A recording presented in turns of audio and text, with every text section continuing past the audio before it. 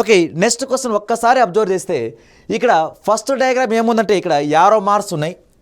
ఇది సేమ్ మళ్ళీ ఇక్కడ కూడా యారో మార్క్సే ఉన్నాయి. ఇక్కడ నెంబర్ ఆఫ్ యారో మార్క్స్ ఎన్ని 1 2 2 యారో మార్క్స్, ఇక్కడ 2 యారో మార్క్స్ ఉన్నాయి. కానీ ఇక్కడ ఎన్ని యారో మార్క్స్ ఉన్నాయంటే 4 యారో మార్క్స్. ఇక్కడ ఆన్సర్లో కూడా ఏముండాలి 4 యారో మార్క్స్ ఉండాలి. ఇక్కడ ఎన్ని యారో మార్క్స్ ఉన్నాయో అక్కడ సేమ్ అదే అన్ని యారో మార్క్స్ ఉన్నాయి. కాబట్టి ఇక్కడ number of arrow marks 1 2 3 4 4 arrow marks. మనకు ఆప్షన్ చూస్తే అన్నీ 4 యారో మార్క్సే ఉన్నాయి. కానీ ఈ డయాగ్రామ్కి చిన్న చేంజ్ ఏముందంటే పైన ఫస్ట్ డయాగ్రామ్ ఎటువంటి మార్పు లేదు.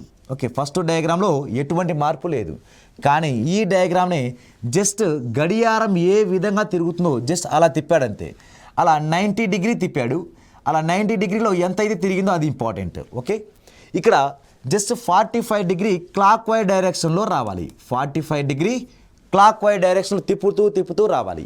అలా 45 డిగ్రీ క్లాక్ వైజ్ డైరెక్షన్లో తిప్పాడు అంటే దీన్ని కూడా ఏం చేయాలంటే 45 డిగ్రీ క్లాక్ వైజ్ డైరెక్షన్లోనే తిప్పాలి.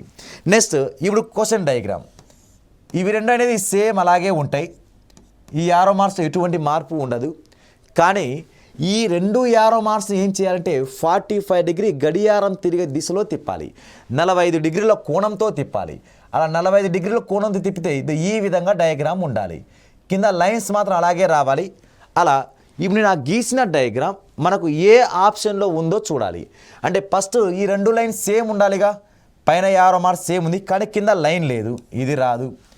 ఫస్ట్ ఆప్షన్ అసలు ఆన్సరే రాదు. ఎందుకు రాదు అంటే ఈ ఒరిజినల్ డయాగ్రామ్ ఫస్ట్ ఈ 2 లైన్ని వాడు రివర్స్ చేశాడు వాడు, కాబట్టి ఫస్ట్ ఆప్షన్ రాదు. ఓకే, ఇప్పుడు నెక్స్ట్ ఈ 2 సేమ్ డైరెక్షన్లో ఉండాలి కానీ ఒకటి ఆపోజిట్ డైరెక్షన్లో ఉన్నాయి కాబట్టి అది కూడా రాదు. ఇంకా మిగిలిపోయిన ఆన్సర్ ఈజ్ లాస్ట్ ఆప్షన్.